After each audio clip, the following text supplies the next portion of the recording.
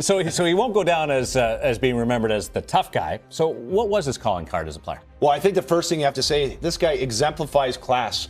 Just an unbelievable human being. But the way he played the game, the way he studied it, he was so efficient, and he made everything look so easy. So there's people out there that think that he couldn't skate as fast as the best players. That's so far from the truth. I mean, he was such a great skater. He had an incredible shot, like Al MacInnis. He always found a way to get it through to the net.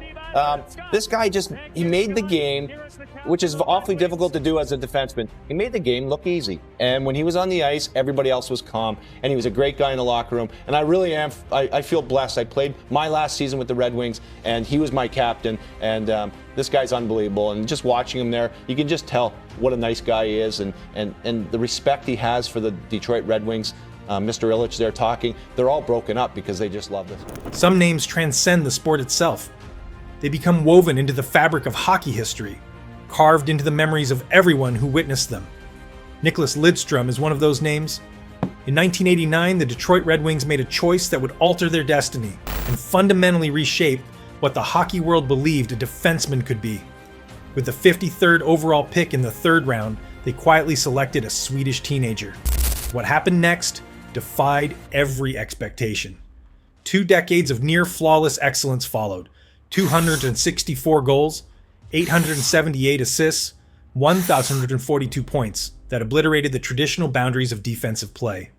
7 Norris Trophies as the league's premier defenseman, second only to Bobby Orr in NHL history. 4 Stanley Cup championships that validated everything. For Nick Lidstrom retiring, who I'll never forget the first day he showed up. I mean, this guy was as classy, especially. He showed up with a guy by the name of Pear Juice, if you remember that name. And both of them were prospects, Nick obviously being the prospect. But I told you the Brian Murray story about Brian phoning me. I get a call at 2 a.m. Brian Murray is in Sweden watching our prospects play. And he phones me at 2 a.m. He said, Doug, you're not going to believe this. He said, I just saw our prospect, Nick Lidstrom. He had been drafted prior to Brian and I going to Detroit a year or so. He said, you're not going to believe this guy. He has a chance to be better than Al MacInnis. And I said to Brian, this 2 a.m, I'm in bed in Detroit. I said, Brian, have another beer and let's talk tomorrow. In other words, are you serious? We've got a prospect that can be as good as Al MacInnis? Well, Nick came over the next year, or Nick came that year, and how good has he been? When pressure mounted and entire seasons hung in the balance, he delivered. Coaching staffs evolved, lineups transformed, entire generations of players came and went. But ask anyone who shared the ice during his era, teammates, opponents, legends in their own right, the response never wavers. And that's precisely where our story unfolds.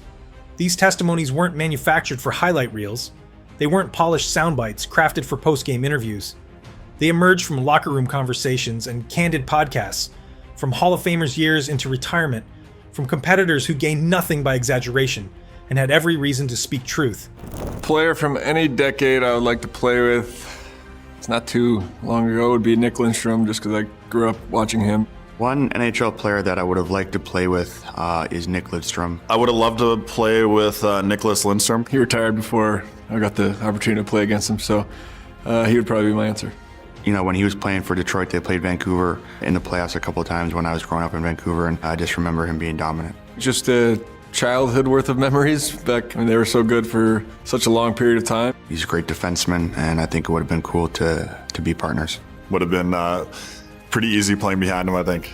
I mean, he was the best defenseman in the league for a long stretch. Because he was, so good defensively, one of the best defensemen of all time.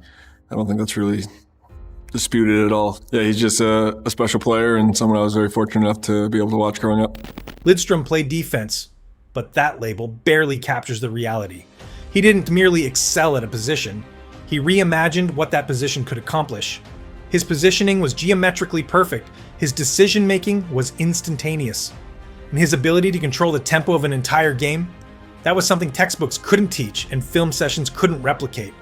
What you're about to discover isn't opinion.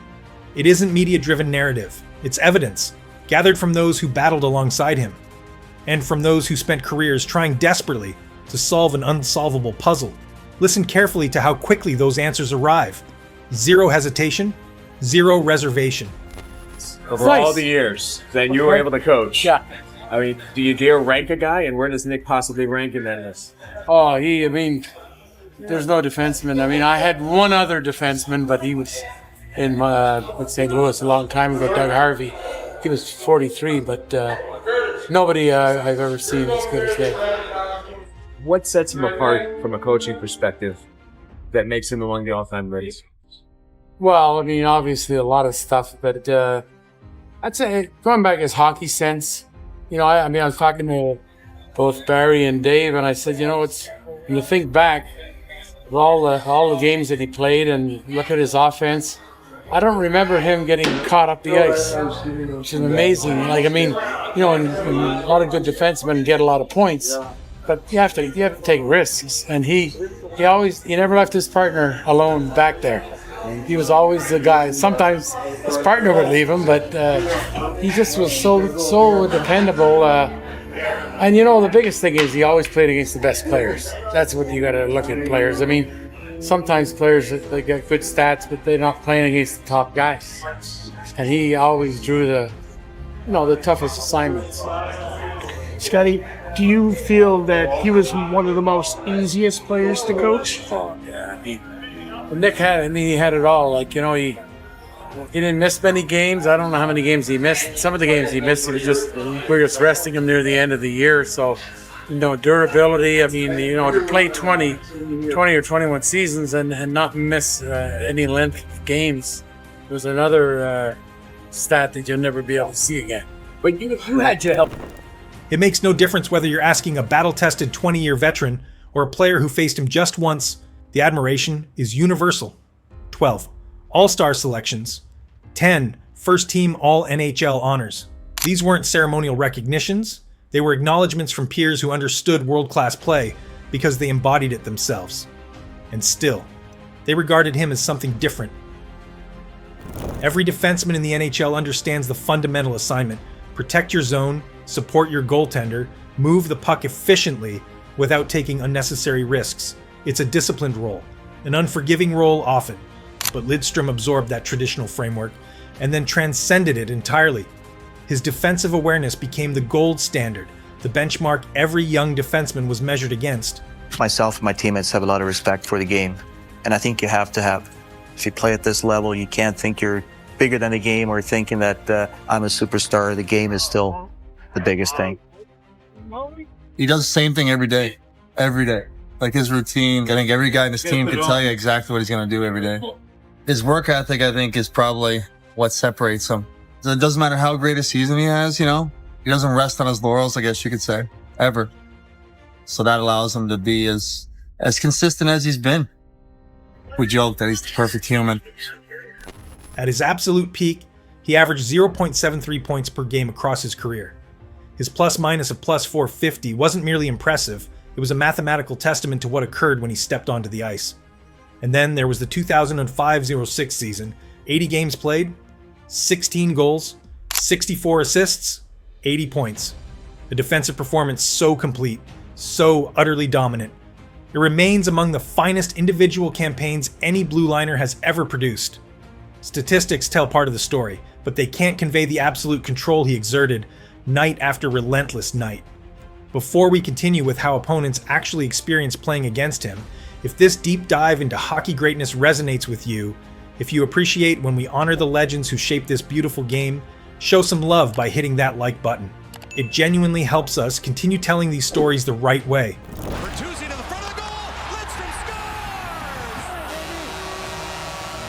I don't think it matters if you're 10 years old or if you're my age. I think you still appreciate scoring goals. You still have fun scoring goals. That's what the game is all about. It's 3-0. 17 seconds left in the first. Boy, that goal is going to hurt Buffalo. I think the number one most impressive thing about Nick Lidstrom is the kind of man he is. And when you see him around his family, when you see him around his teammates, when you see him in the community, how can anybody that good be that humble? Hey,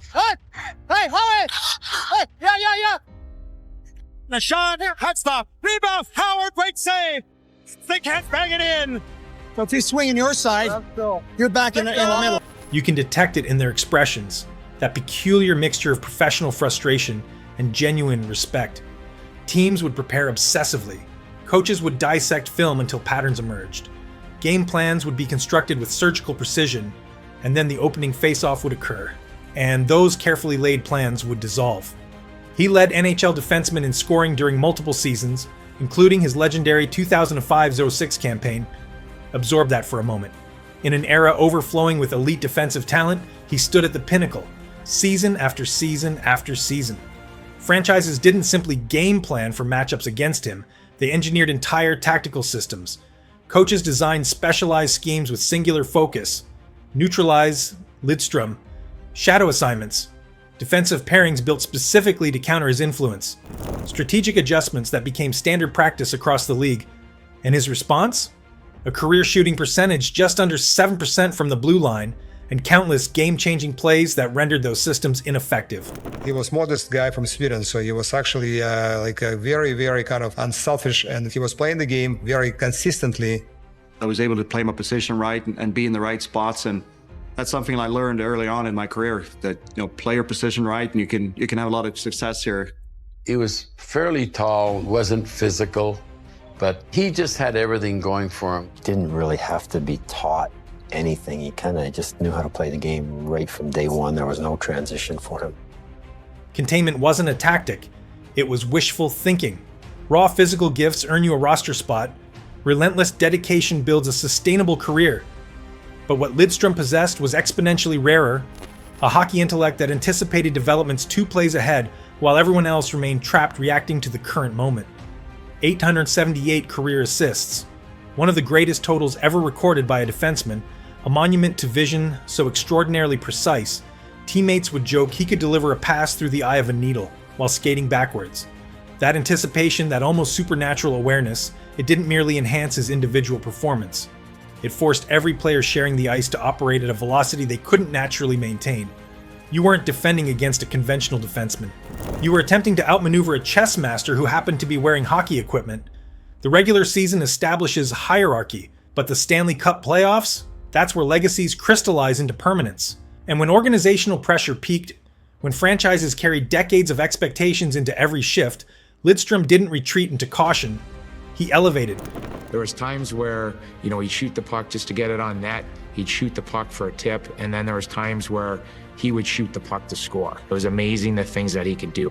He was always outthinking the opposition. I think I saw him get beat one-on-one once. I swear I've never seen him make a mistake. He was a guy who was able to go out there if you needed a goal, he could take the puck down the ice for you.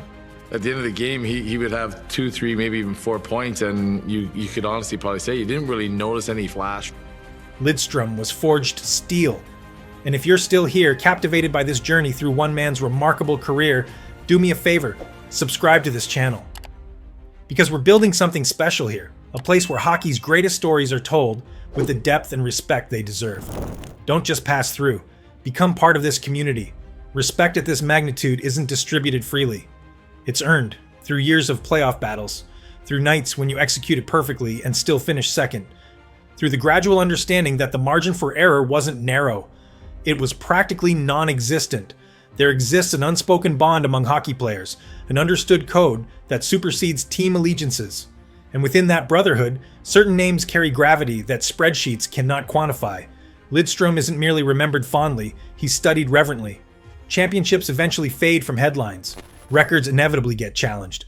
But character? That leaves permanent imprints. Away from the spotlight's glare, Lidstrom was recognized for something no statistic could measure. Quiet, dignified leadership through example. Throughout his career, he represented excellence without ego, perfection without pretense. What you witnessed was authentically him, no manufactured personality for media consumption. Whether he was accepting the Conn Smythe Trophy or spending extra time helping young defensemen refine their craft, he remained unchanged. That genuine authenticity, it cannot be fabricated, and everyone who encountered him recognized it immediately. On March 6, 2014, his number 5 ascended to the rafters of Joe Louis Arena, retired by the Detroit Red Wings for eternity. Former teammates traveled from across the globe. Rival players who'd battled him for 2 decades crossed old competitive lines to pay homage.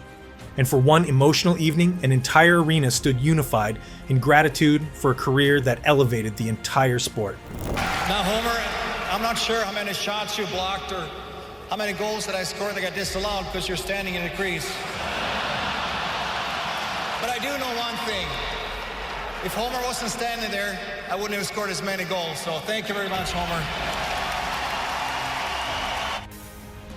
We will always remember this as the night Nicklas Lidström's jersey was retired. It has only happened 7 times in the history of the Red Wings franchise. The night got going with a standing ovation for Vladimir Konstantinov. Always a powerful moment when the fans let Vladdy know just how much they love him. It really does send shivers.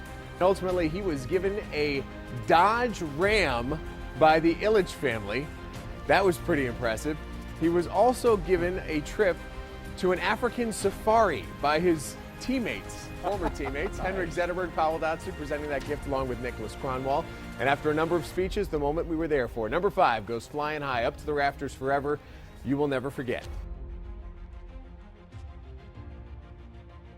In the endless stream of young defensemen who studied his positioning, who practiced his gap control until muscle memory took over, who aspired to wear number 5 because he transformed it into a symbol of defensive perfection, Nicklas Lidström didn't simply play hockey.